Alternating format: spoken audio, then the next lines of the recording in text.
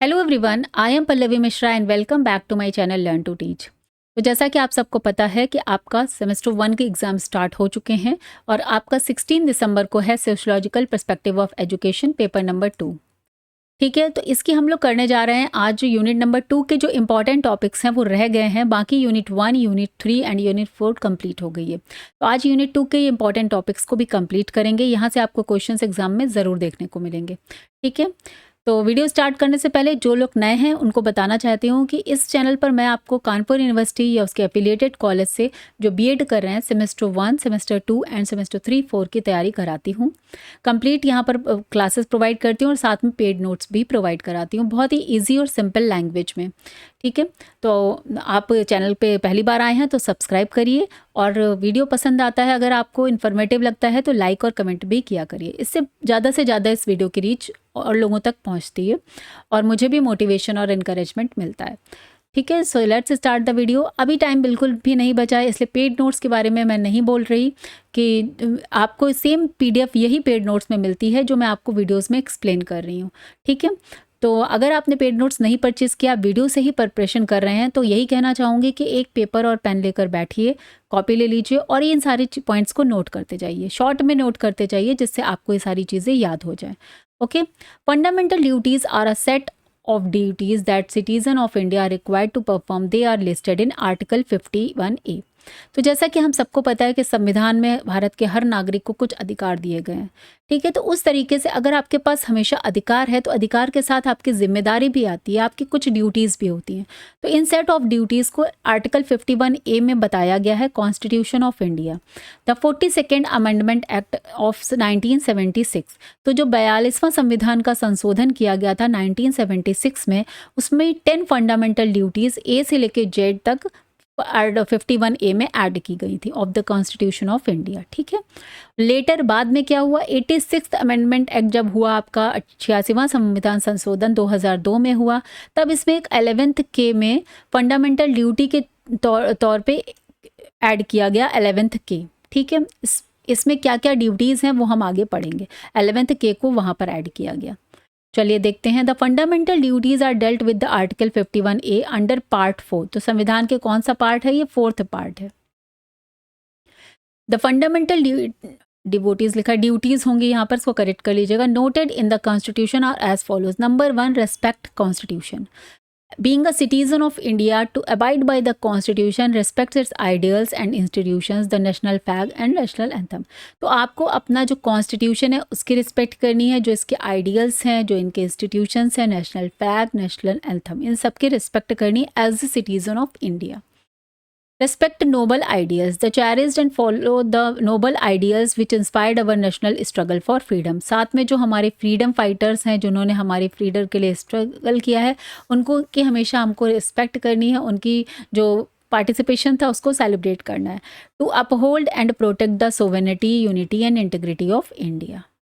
ठीक है, थर्ड आता है protect the country, to defend the country and render national services when call upon to do so. हमें अपनी कंट्री के प्रोटेक्शन के लिए, रक्षा के लिए हमेशा तत्पर रहना है। अगर कभी डिफेंड करने के लिए कॉल आती है तो हमें नेशनल सर्विस के लिए, सेवा के लिए हमेशा तैयार रहना है। तो रहना चाहिए, means they are the duties. But हाँ, ये कोई लॉ नहीं है, बिकॉज इंडिया डेमोक्रेटिक कंट्री है, तो यहाँ पर किसी को किसी चीज़ के लिए फोर्स नहीं किया जाता। लेकिन एज ए सिटीज़न आपकी जो ड्यूटीज़ बनती हैं वो यहाँ पर बताई गई हैं। Protect harmony. To promote harmony, the spirit of common brotherhood amongst all the people of India, transcending religious, linguistic, regional or sectional diversity, to renounce practice derogatory to the dignity of the woman. तो we as a citizen of India हमें promote करना चाहिए आपसी सौहार्द, प्रेम की भावना, भाईचारे की भावना, और किसी भी तरह का कोई भेदभाव नहीं करना है बेसिस ऑफ धर्म, लैंग्वेज, रिलीजन या स्टेट वाइज। सबके ट्रेडिशन अलग हैं, कल्चर अलग हैं, इस तरह पे। Protect our heritage and culture. तो जो हमारी एक लिगेसी है, जो हमारा एक समृद्ध इतिहास है, हमारा हेरिटेज है, हमारा कल्चर है, उसको प्रिजर्व करना ये एज ए सिटीज़न आपकी ही जिम्मेदारी बनती है। To value the preserve the rich heritage of our composite culture, और वो भी हमारा कंपोजिट कल्चर, नॉट कोई एक सिंगल कल्चर, जो पूरा कल्चर है इंडिया का, नॉर्थ से लेकर वेस्ट तक, ईस्ट से लेकर साउथ तक, सबको। ठीक है, और प्रोटेक्ट द इन्वायरमेंट इन्वायरमेंट को प्रोटेक्ट करना भी हमारे लिए बहुत इंपॉर्टेंट है। To protect and improve the natural environment including forest, lakes, rivers, wild life and to have compassion for living creatures. ठीक है, तो ये देखिए ये एकदम general as a human being भी आपको ये करना चाहिए। और जब आप इस किसी कंट्री में रह रहे हैं तो उसको अगर हम प्रोटेक्ट करेंगे तभी तो हम उसमें अपने लिए एक अच्छी जगह बना पाएंगे। ये तो हमारे एक राष्ट्र क्या है, आपका खुद का घर है। जैसे हम अपने घर को के लिए सब कुछ करते हैं, अपने घर को साफ करते हैं, अपने घर के मेंबर्स के बीच में ऐसा तो नहीं है कि सारे मेंबर्स बहुत प्रेम से रह रहे हैं, कोई झगड़ा ही नहीं होता है। ऑब्वियसली भाई भाई बहन बहन में भी झगड़ा हो जाता है, क्योंकि थॉट्स का कॉन्फ्लिक्ट तो कहीं भी हो सकता है, लेकिन इसका मतलब नहीं है कि हम उनसे नफरत करते हैं या उनको हम अपना साथ आगे नहीं रखेंगे। तो वही बात है कि जैसे हमारा घर है वैसे ही हमारा नेशन है। तो घर के जैसे मेंबर्स की केयर करते हैं, जैसे अपने घर के डेकोरम की केयर करते हैं, तो यहाँ पर हमें एज सिटीजन ऑफ इंडिया ये हमारी ड्यूटी बनती है कि हम अपने इन्वायरमेंट की भी रक्षा करें। Develop scientific temper. To develop the scientific temper, humanism and the spirit inquiry and reform. और साथ में एक साइंटिफिक टेम्पर भी डेवलप करना मीन्स सिस्टमेटिकली आपको अपने कंट्री के ग्रोथ में हेल्प करनी है थ्रू साइंटिफिकली। ह्यूमनिज्म को भी फॉलो करना है और साथ में स्पिरिट ऑफ इंक्वायरी, थोड़ा मतलब खोज भी करना है, रिफॉर्म भी करना है। ऐसा नहीं कि हमें कुछ डेवलपमेंट में कोई सहयोग नहीं देना है। Safeguard public properties. These are our comes in fundamental duties to safeguard public properties to absorb violence. ठीक है, तो लड़ाई झगड़ा करके, दंगा करके अपनी पब्लिक प्रॉपर्टीज़ को लोग करते क्या, आग लगा दिया बसों में, वैन में, ये सब क्या है? ये बहुत ही गलत होता है, जो किसी तरह से किसी भी तरह का हानि पहुंचाते हैं। ठीक है, स्ट्राइव फॉर एक्सीलेंस। तो to strive towards excellence in all sphere of individual and collective activities so that the nation constantly rise to level higher levels of endeavour and achievement. तो हमेशा एक एक्सीलेंस की तरफ, अपने आप को हमेशा एक मोर इम्प्रूवमेंट की और एक्सीलेंस की तरफ हमेशा टूवर्ड्स इंक्लाइंड रखना, एक इंडिविजुअल के लिए भी, एज ए इंडिविजुअल भी एंड कलेक्टिव एक्टिविटीज़ भी, जिस टूवर्ड्स ये बहुत इंपॉर्टेंट है एक नेशन को, अपने नेशन को कंटिन्यूसली हाई लेवल तक पहुंचाने के लिए। जैसा कि आप सभी जानते हैं, जैसे क्रिकेट की सिंपल से एग्जांपल है, अगर हमारी इंडिया टीम क्रिकेट खेलने बाहर जाती है, अगर वो सारी टीम जीतती है तो हम ऐसे सेलिब्रेट करते हैं जैसे पूरा इंडिया जीत गया है। तो ये वही है ना कि हम एक पर्टिकुलर इंडिविजुअल की वो जीत नहीं है, वो पूरी इंडिया की जीत मानी जाती है। छोटा सा एग्जाम्पल था। इसी तरह से लास्ट में जो 11th के में ऐड किया गया, that is a promote education. जैसा कि हमें सबको पता है कि 86th अमेंडमेंट में फ्री एंड कंपलसरी एजुकेशन जो है आर्टिकल 21 में ऐड किया गया, और उसी समय 11th के को जो है हमारी फंडामेंटल ड्यूटीज़ में भी ऐड किया गया। Who is a parent guardian to provide opportunity for education to his child and ward as the case may be between the age and 14। तो एज ए पेरेंट आपकी भी ड्यूटी बनती है कि आप अपने बच्चे को एजुकेशन प्रोवाइड कराइए। 6 साल तक के बच्चे, 14 साल तक ईयर्स में आप बच्चों को एजुकेशन के लिए स्कूल में ले जाइए, उसको अपॉर्चुनिटी प्रोवाइड कराइए। तो ये सारी फंडामेंटल ड्यूटीज़ थी 11, तो आप इनको याद कर लीजिएगा। ये तो एज इट इज़ ही लिखनी है, अच्छे से याद करिएगा, 2-3 बार रिवाइज करिएगा। फंडामेंटल ड्यूटीज़ पे PYQs मैंने अपलोड किए हैं, आप देखिएगा, और जिन लोगों ने नोट्स लिए उनको मैंने PYQs प्रोवाइड कराए हैं, आपको क्वेश्चंस मिलेंगे, इसमें देखने को मिलेगा। नेक्स्ट आता है हमारा fundamental rights in constitution. Doctor Ambedkar emphasized the two fold objects of the fundamental rights, that every citizen must be in position to claim their those rights. Secondly, they must be binding on every authority which has got either the power to make laws और power to have discretion vested in it. अब इसका मतलब क्या होता है कि जैसे हम सभी जानते हैं, संविधान के निर्माता माने जाते हैं डॉक्टर भीमराव अंबेडकर। तो उन्होंने 2 मेन ऑब्जेक्टिव रखा। एक तो फंडामेंटल राइट जो है वो हर एक सिटीज़न के पास होना चाहिए, और किसी का भी अगर वायलेट होगा तो आपके पास राइट है कि उसको आप, उसके अगेंस्ट आप सुप्रीम कोर्ट में जा सकते हैं अगर आपका फंडामेंटल राइट पर कोई बात आ रही है। और दूसरा है कि इस राइट्स के अंदर have every authority comes in this law, under this law, चाहे आप पावर में हैं या आप लॉ बनाते हैं या आप किसी भी पोजीशन पे हैं। तो accordingly a comprehensive list of fundamental right it is included कहाँ पर, chapter 3 of the Indian constitution. These are grouped under 6 categories, और यहाँ पर कैटेगरी कौन सी है, 6 कैटेगरीज हैं। Number one, the right to equality. Number two, the right to freedom. Number three, right against exploitation. Number four, right to freedom of religion. Number five, cultural and educational rights. And number six, the rights to constitutional remedies. अब इसी में constitutional remedies भी add की गई हैं। चलिए देखते हैं एक एक करके सारे आर्टिकल्स को। नंबर वन, आर्टिकल 14 में कहा गया इक्वलिटी बिफोर लॉ। इसका मतलब क्या है? Guarantees equal protection of laws and equality before the law to all persons, कि कानून की नज़र के सामने हर कोई इक्वल है। No person shall be discriminated against arbitrarily by the state. ठीक है, किसी की तरह किसी के लिए भी पक्षपात नहीं किया जाएगा। आर्टिकल 15 क्या कहता है? प्रोहिबिशन ऑफ डिस्क्रिमिनेशन, किसी तरह का कोई डिस्क्रिमिनेशन नहीं किया होगा, शोषण के विरुद्ध अधिकार हिंदी में बोलते हैं। Prohibition discrimination on the ground religion, race, caste, sex, place of birth. ठीक है, कोई तरह का कोई आपको डिस्क्रिमिनेशन नहीं कर सकते। Permit special provisions for women, children, socially backward groups. तो यहाँ पर स्पेशल प्रोविजंस किसके दिए गए हैं? वोमेन्स को, बच्चों को, और जो बैकवर्ड लोग हैं SC ST OBCs, ये अगर कंप्लेन करते हैं तो जिनके खिलाफ कंप्लेन करेंगे वहाँ पर एक्शन लिया जा सकता है। नेक्स्ट आता है article 16, equality of opportunity in public employment. तो पब्लिक एम्प्लॉयमेंट है, guarantees equal opportunity in matters of public employment. जो भी एम्प्लॉयमेंट की अपॉर्चुनिटी है वो सभी के लिए इक्वल है। Allows reservation for socially educationally backward classes. तो अभी हम यहाँ पर गवर्नमेंट जो जॉब्स होती हैं उसमें कुछ जो है आपको रिजर्वेशन देखने को मिलता है। तो वो रिजर्वेशन इसीलिए है कि भाई वो ऑलरेडी इतने पिछड़े थे, अब उनको मेन स्ट्रीम में लाने के लिए उनको थोड़ा सा रिलैक्सेशन दे दिया जाए। ठीक है, और इसीलिए ये तब नियम बने थे जो आज भी कंटिन्यू है। आर्टिकल 17 में अबॉलिशन ऑफ अनटचेबिलिटी, छुआछूत की भावना नहीं रखनी है। abolishes untouchability and forbids its practice in any form, और इसकी पूरी तरह से इस पर रोक है, छुआछूत का कोई नहीं करना। Otherwise it is punishable under the protection of civil rights act 1959। Otherwise अगर कोई इस तरह की छुआछूत के विरुद्ध कंप्लेन करता है तो फिर वो एक पनिशेबल हो जाता है, वहाँ पर पनिशमेंट का प्रावधान है। आर्टिकल 18 क्या कहता है? एबॉलिशन ऑफ टाइटल्स, क्योंकि हमारा जब देश आज़ाद हुआ तो वहाँ पर क्या थे? राजा थे, नवाब थे, जमींदार थे, तो ये सब टाइटल्स खत्म कर दिए गए। Abolish titles like raja, nawab etcetera. Prevent the state from conferring titles except military and academic distinction. तो सिर्फ मिलिट्री में जो है अवार्ड्स दिए जाते हैं उनको टाइटल्स मिलेंगे, और एकेडमिक डिस्टिंक्शन जैसे कि PhD हैं, स्कॉलर्स हैं, डॉक्टर हैं ये, या साहित्यकार हैं, इसके अलावा सारे तरह के टाइटल जो हैं वो खत्म कर दिए गए। नेक्स्ट आता है राइट टू फ्रीडम। इसमें क्या है? आर्टिकल 19 से 22 तक इनकी पूरी लंबी सी व्याख्या की गई है। इसमें क्या है? फ्रीडम में नंबर 1 क्या है? 6 फ्रीडम तो है, speech of express and speech, बोलने का और अपने थॉट्स एक्सप्रेस करने की आज़ादी है, स्वतंत्रता है।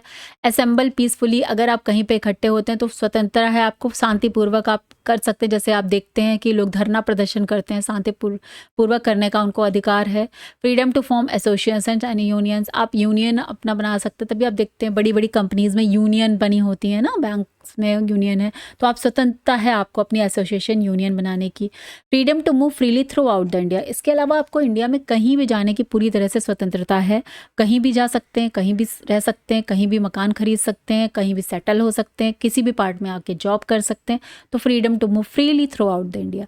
6 में freedom to reside and settle in any part, ये भी बताया आपको। 6 क्या? Provide to practice and profession and occupation, trade और बिजनेस, आप कहीं भी प्रैक्टिस कर सकते हैं अपना प्रोफेशन को की, ऑक्यूपेशन की, ट्रेड और बिजनेस, ये सारी चीज़ें आप कर सकते हैं। ये आर्टिकल 19 के अंदर ये सारी प्रोटेक्शन ऑफ 6 फ्रीडम्स यानी राइट टू फ्रीडम एक्ट के अंदर ये सारी चीज़ें फ्रीडम आपको दी गई हैं। ठीक है, इसके बाद नेक्स्ट देखते हैं आर्टिकल 12 से 35 में fundamental rights are enriched part 3, ये तो हमने ऑलरेडी भी पढ़ा है। Considered essential for the development of individual and the, ये तो हमने ऑलरेडी पढ़ लिया। इसमें क्या है देख लेते हैं। फंडामेंटल राइट्स जो दिए गए, equality to, right to equality. ठीक है, आर्टिकल 14 से 18 के बीच में है राइट टू इक्वलिटी। ये एक्चुअली दोबारा से ऐड हो गया है, ये हमारा ऑलरेडी हमने कर लिया है। ठीक है, तो यहाँ पर हम देख लेते हैं नेक्स्ट 19 के बाद आर्टिकल 20 है प्रोटेक्शन इन क्रिमिनल ऑफेंसेस, 21 है right to life and personal liberty, 21A right to education act, 22 protection from legal arrest and detention. तो ये सारी चीज़ें वहाँ पर राइट आपको दिया गया। अदर की क्रिमिनल ऑफेंसेस हैं तो उसके लिए आप अपने लिए अपने कोर्ट में जाके अप्लाई कर सकते हैं, आपको वकील वगैरह मिलता है और उसके अकॉर्डिंग आपके पास ये राइट है। इसके अलावा life, article right to life and personal liberty, आपको अपनी खुद की लाइफ स्वतंत्रतापूर्वक जीने का अधिकार है। राइट टू एजुकेशन तो हमने डिस्कस किया ही है। प्रोटेक्शन फॉर लीगल अरेस्ट, अगर लीगली आप अरेस्ट हो रहा है तो आप उसके खिलाफ केस में जाते हैं, स्टे ऑर्डर लेते हैं, डिटेंशन हो रहा है, तो इन सारी चीज़ों के लिए प्रॉपर यहाँ पर नियम है। डेमोक्रेटिक कंट्री है, कोई ऑटोक्रेटिक नहीं है कि किसी राजा ने बोला और आपका उसके खिलाफ कार्यवाही चालू हो गई। हर किसी का यहाँ पर राइट है और नियम है, उसी के थ्रू आप आगे बढ़ेंगे। ठीक है।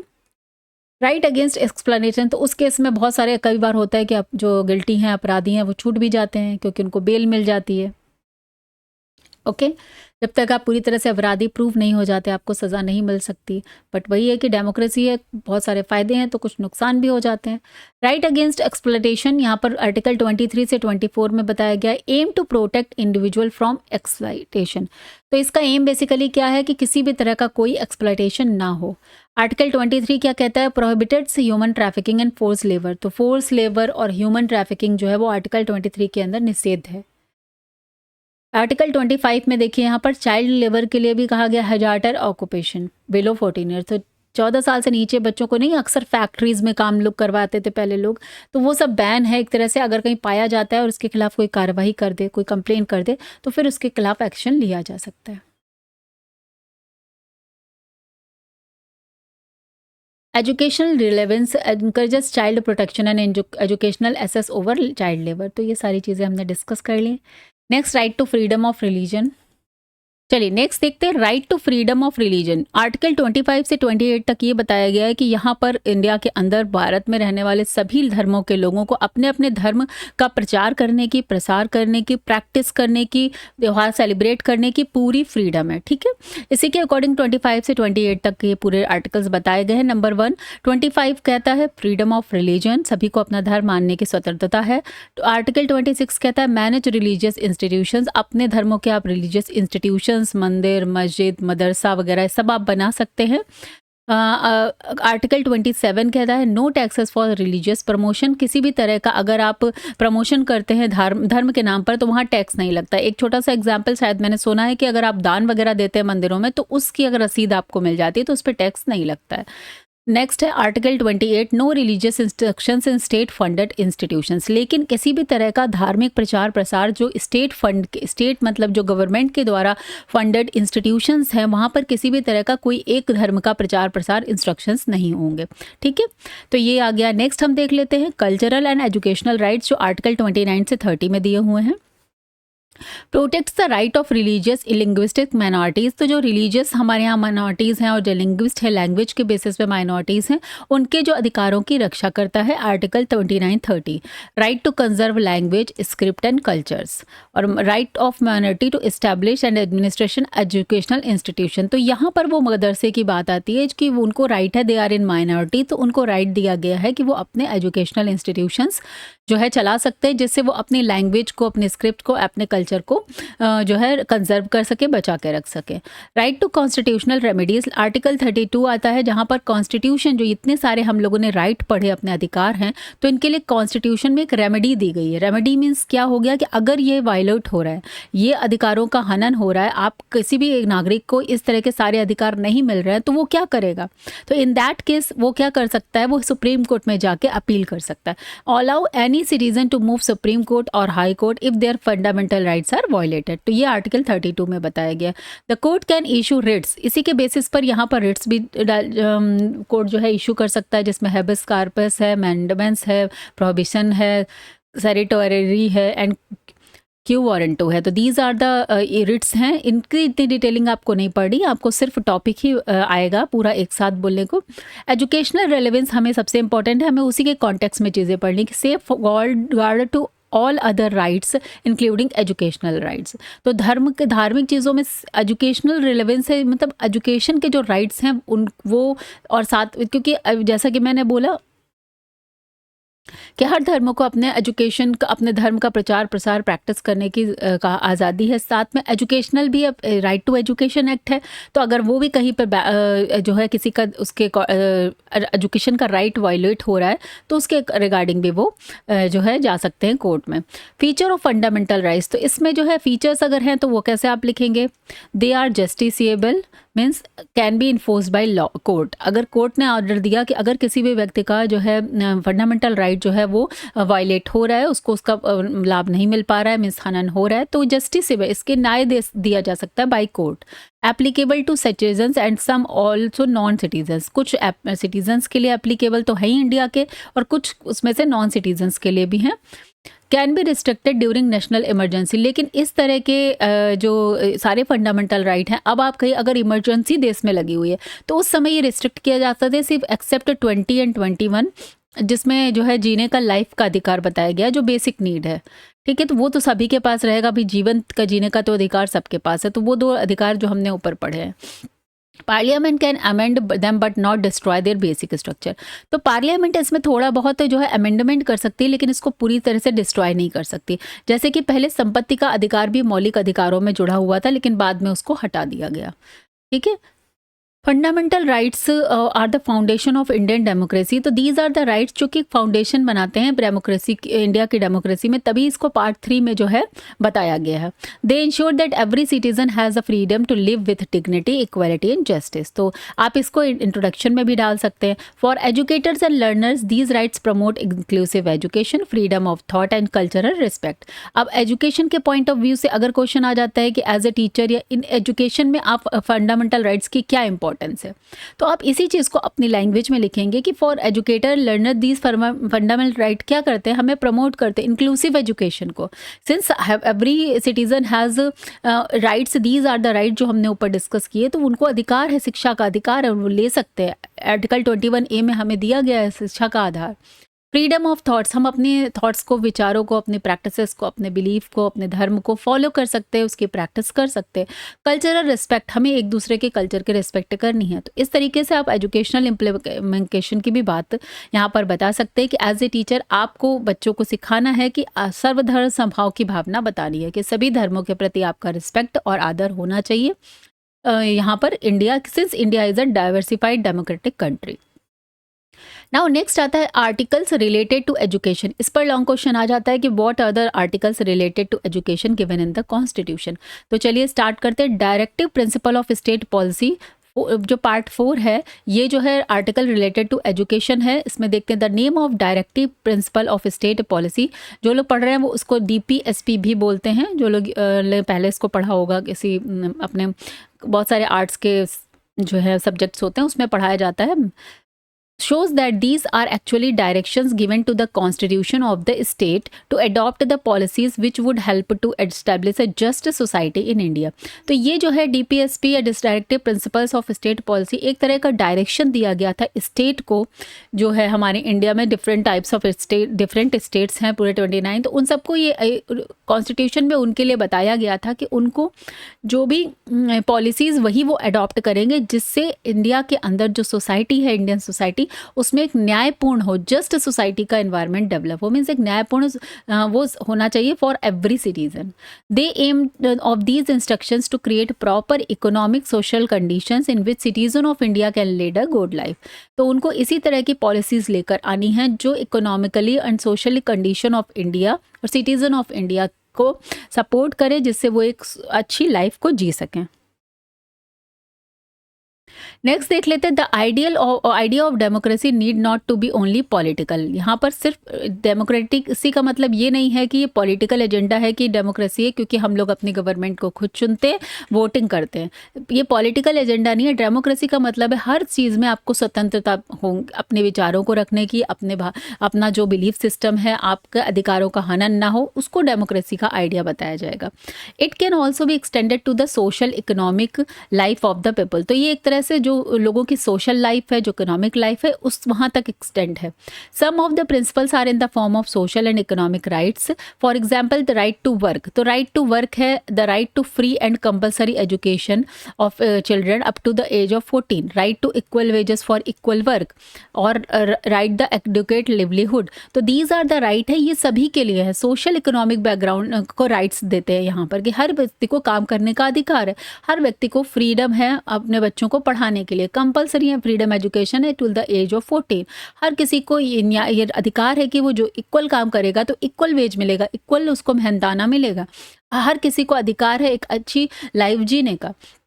These rights are not fully enjoyed by all Indian citizens today, unlike fundamental rights.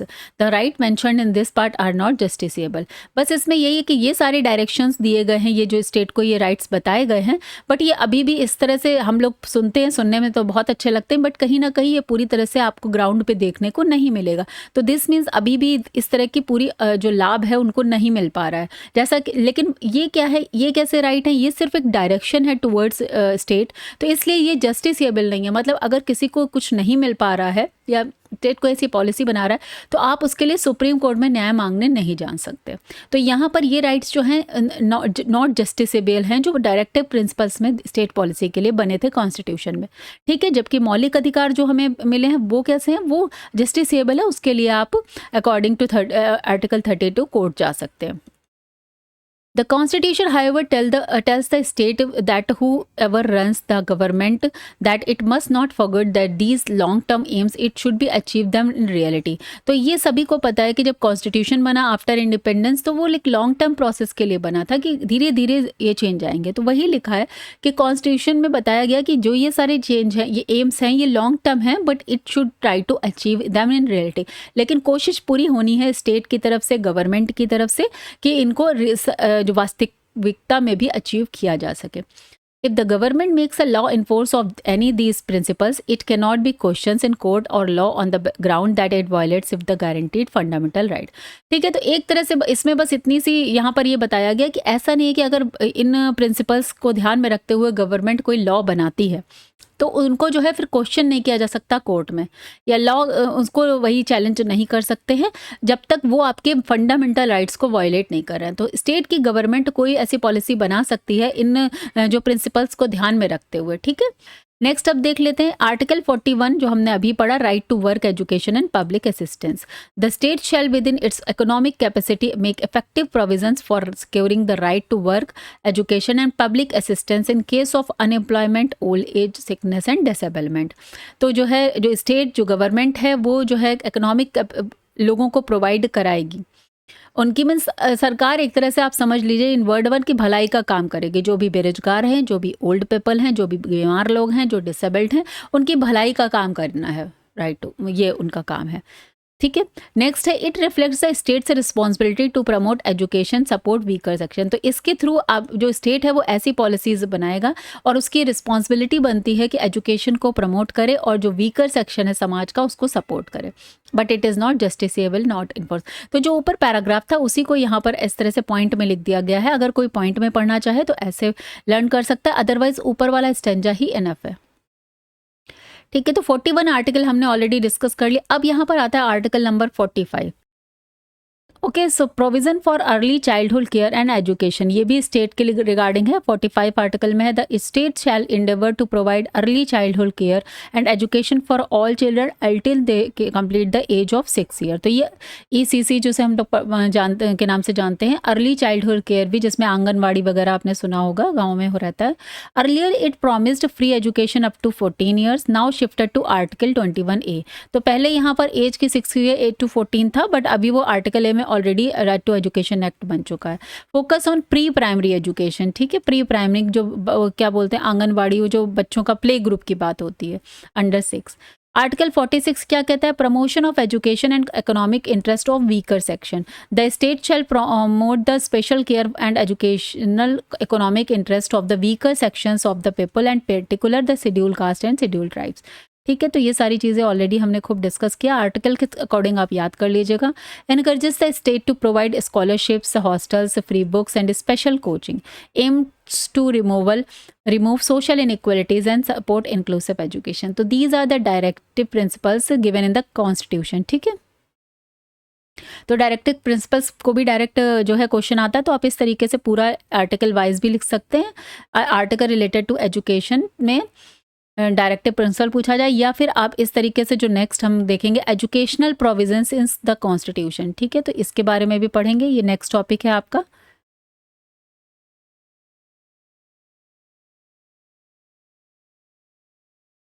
तो अगर डीपीएसपी आता है या डायरेक्टिव प्रिंसिपल आता है तो वो सारी डिटेलिंग आप करेंगे, और अगर फंडामेंटल राइट्स आता है तो हमने उसके ऊपर पढ़ा हुआ है। नाउ यहाँ पर आता है एजुकेशनल प्रोविजंस इन कॉन्स्टिट्यूशन करके एग्जाम में क्वेश्चन आता है, तो आप यहाँ से ऐसे लिख सकते हैं। नंबर कुछ इंट्रोडक्शंस दे सकते हैं कि भाई एजुकेशनल प्रोविजंस कॉन्स्टिट्यूशन में क्यों दिए गए, तो हमने इतना सारा इक्वल अपॉर्चुनिटीज़ के बारे में पढ़ा है, आप इंट्रो में वो सारी चीज़ें लिख सकते हैं कि to provide equal opportunity to all citizen of India on without any discrimination on the basis of, ये सब जो भी हमने डिस्कस किया है। ठीक है, नाउ आ जाते हैं अब जो भी एजुकेशन के related provisions in the constitution है वो देख लेते हैं। तो आर्टिकल 21A हम पढ़ चुके हैं, right to education act RTE 86 amendment act 2002 में जब किया गया संशोधन संविधान, उसमें ऐड किया करा। तो इसमें this article stated that the state shall provide free and compulsory education to all children of the age 6 to 14 years in such manner as the state may by law determined. ठीक है, तो ये हमने already discuss किया, लेकिन question इस तरीके से आ जाता है, लास्ट ईयर शायद आया हुआ है या लास्ट ईयर ही आया है। So it made education fundamental right, तो यहाँ पर एजुकेशन को फंडामेंटल राइट में आपके मौलिक अधिकार में जोड़ दिया गया है। It obligates the state to provide elementary education 1 to 8 free of cost. तो यहाँ पर क्या है कि अगर जहाँ पे 1 to 8 तक की फ्री ऑफ कॉस्ट एजुकेशन है, आपको गवर्नमेंट स्कूल्स में सब जगह प्रोवाइड करानी है, अगर वहाँ पे किसी भी तरह का कोई पैसा मांगा जाता है या कोई भी इस तरीके का जो वायोलेशन होता है, तो आप उसके सिंस ये फंडामेंटल राइट है तो आप इसके रिगार्डिंग कोर्ट हाई कोर्ट में भी जा सकते हैं। Ensures universal access to basic education for all children regardless to of class gender हुए। तो इस तरीके से आप इसका अपना सब्जेक्टिव आंसर होता है, तो थोड़ा सा उसमें जो है सेम कंटेंट को हम लोग अलग अलग तरीके से डिफाइन कर सकते हैं। तो यहाँ पर क्या है, बेसिक एजुकेशन हर बच्चे को प्रोवाइड कराना। नेक्स्ट आता है आपका special provisions for educational advancement, article 15(4) and 15(5). इसमें क्या कहा गया है, चलो ये भी देख लेते हैं। आर्टिकल 15(4) कह रहा है enables the state to make special provisions for advancement of socially and educationally backward class and including SC/ST। तो यहाँ पर क्या है, स्टेट के पास, गवर्नमेंट के पास एक तरह से ये जो है डायरेक्ट करता है या एनेबल करता है कि वो स्पेशल प्रोविजंस बना सकते हैं कि जिससे हम SC/ST या इन सब के जो सोशली एजुकेशनल बैकवर्ड क्लासेस हैं उनके एडवांस कर सके। इसी के अंतर्गत आई थिंक रिजर्वेशन वगैरह आता है। तो article 15(5) allow reservations of seat in educational institution. तो इसी के बेसिस पे हम जो है रिजर्वेशन वगैरह प्रोवाइड करा जाता है। आर्टिकल दिस जो है including private unaided institutions except minority institutions for backward classes. ठीक है, तो अब ये प्रमोट क्या करेगा, social justice in the field of education. से सोशल जस्टिस की भावना है कि भाई सभी को है, सोसाइटी की बात हो रही है। Ensure inclusion of disadvantage section in mainstream education, तो इसीलिए ये इंक्लूजन को इंश्योर करता है। Okay, now coming to the next, article number 29(1) क्या कहता है, protection of cultural rights. Any section of the citizen residing in the territory of India और any part thereof having distinct language, script, culture serve the right to conserve the same. तो ये तो हमने already पढ़ा हुआ है।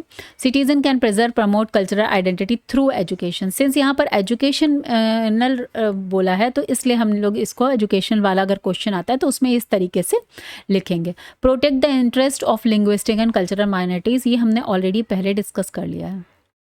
Next आ गया है हमारा article number 31(a), right of minorities to establish educational institutions. तो अगेन एजुकेशनल इंस्टीट्यूशंस में राइट दिया गया है जो हमने पहले भी डिस्कस किया।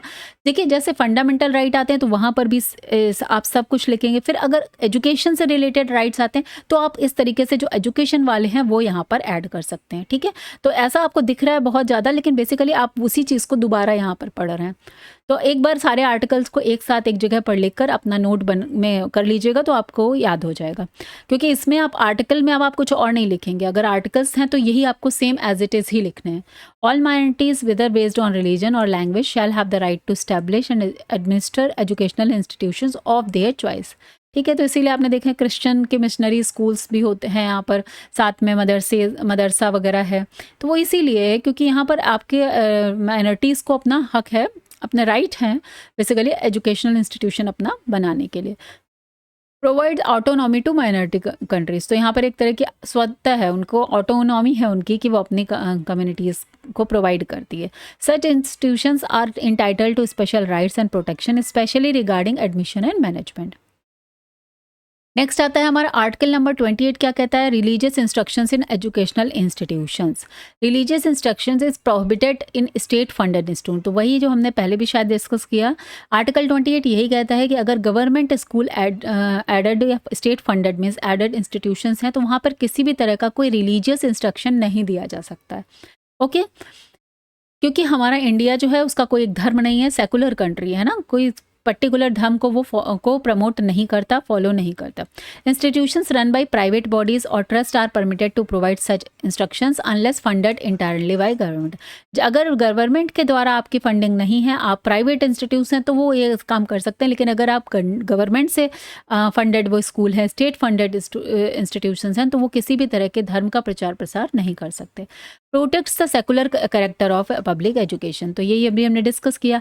Balance freedom of religion, state neutrality, state को न्यूट्रल रहना है।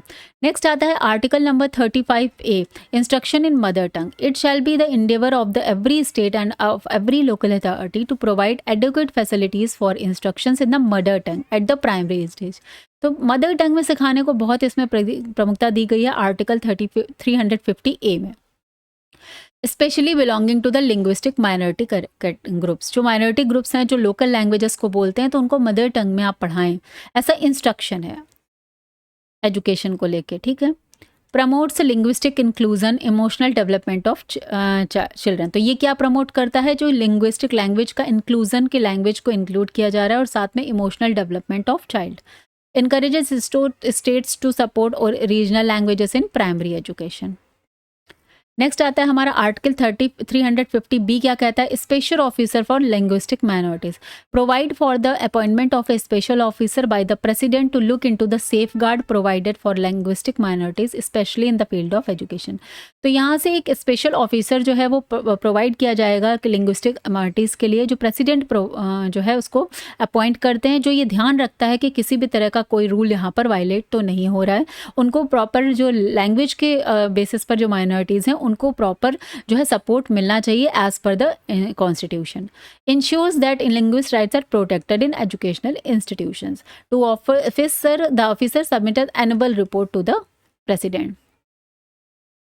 इसके बाद आर्टिकल 351 क्या कहता है? It has directive for the development of the Hindi language, और इसमें एक डायरेक्शन है। आर्टिकल 31 जो है वो हिंदी लैंग्वेज को प्रमोट करती है, डायरेक्शन देती है डेवलपमेंट ऑफ हिंदी लैंग्वेज।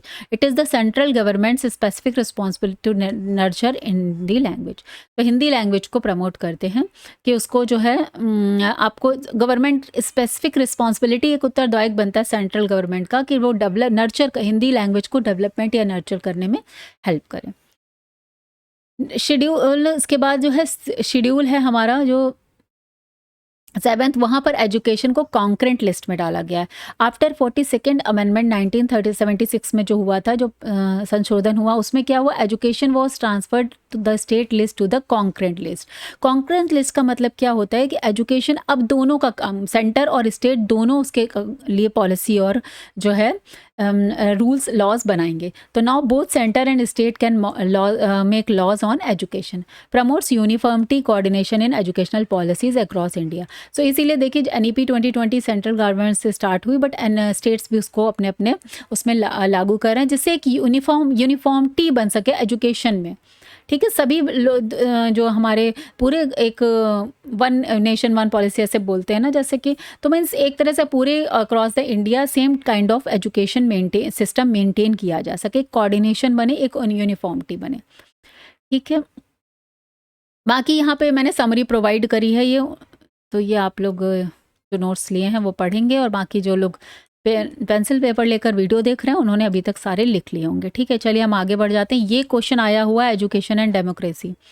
ठीक है, तो ये शायद लास्ट टॉपिक है इस आपके जो पेपर है, इसको कर लेते हैं। इसका पर क्वेश्चन आया हुआ है, democracy and education are deeply inter related.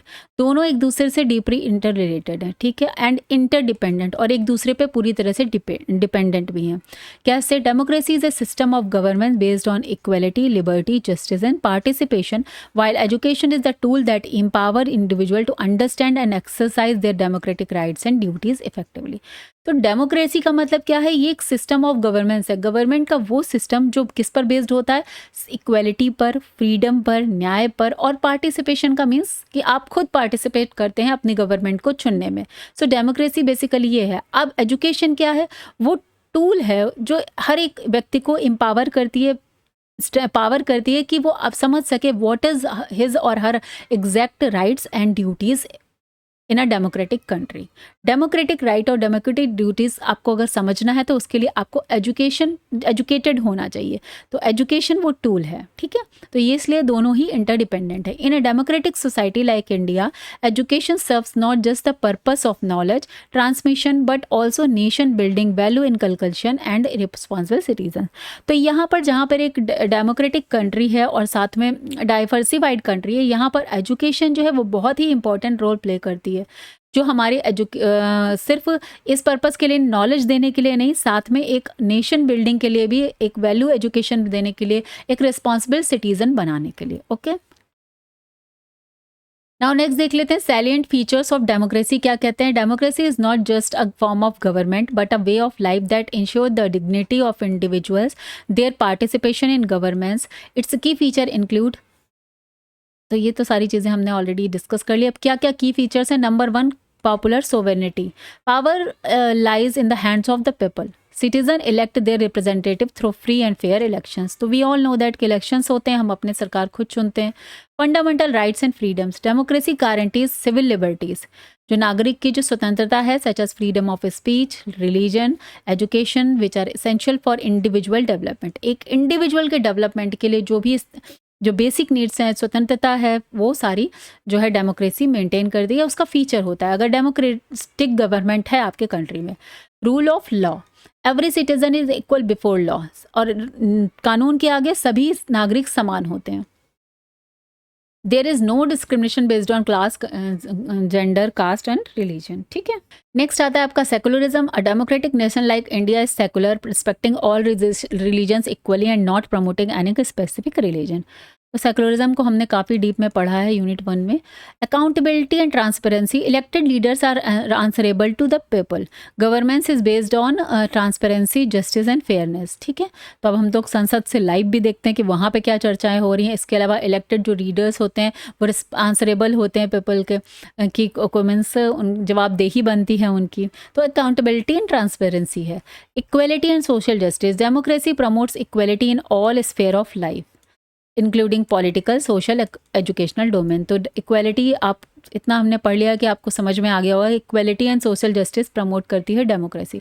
Participation and representation, people actively participate in the decision making process through voting, discussion and civic engagement. तो हम सभी जानते हैं कि डिसीजन मेकिंग प्रोसेस में एक्टिवली पार्टिसिपेट करते हैं हमारे यहाँ के जो है सिटीजन्स हैं। अब यहाँ पर नेक्स्ट टॉपिक आता है, ये क्वेश्चन आया हुआ है इसलिए मैंने वैसे ही लैंग्वेज में लिखा है। Effect of democracy on education. Democracy का एजुकेशन पर क्या इफेक्ट होता है? Democracy has a significant impact on the aim, curriculum, methods and structure of education. देख लेते हैं क्या क्या democratic aim of education. Education is a democracy aim at developing responsible, informed and active citizens. Since यहाँ पर आप पर कोई निर्णय थोपा नहीं जा रहा है तो आप खुद भी अपने भले के लिए सोचेंगे, आप समझेंगे कि डेवलपमेंट के लिए क्या ज़रूरी है, और आप एक रिस्पॉन्सिबल और एक्टिव सिटीज़न बनेंगे। It promotes human dignity, freedom and rational thinking. तो उसकी वजह से लोगों के में एक सेल्फ की भावना आती है, डिग्निटी उनमें होती है, फ्रीडम के साथ जीते हैं, और साथ में रैशनल थिंकिंग, तर्क संगत थिंकिंग भी उनके अंदर जो डेमोक्रेसी उसको प्रमोट करती है। अदरवाइज अगर ऐसा हो जाए कि नहीं बस ये रूल बन गया अब आपको यही फॉलो करना है, तो this means now you are not going to think about anything, because आपको पता है कि ये जो बन के आया मुझे तो यही करना है। ठीक है, तो यहाँ पर ऐसा तो है नहीं। इनके जैसे student to become socially responsible ethical strong individuals, तो इस तरह से वो एथिकली भी स्ट्रॉन्ग बनते हैं और साथ में सोशली रिस्पॉन्सिबल बनते हैं। Right to education as a democratic right, ये हमने ऑलरेडी बहुत डिस्कस किया, आप उसको यहाँ पर ऐड कर सकते हैं। Equality in education,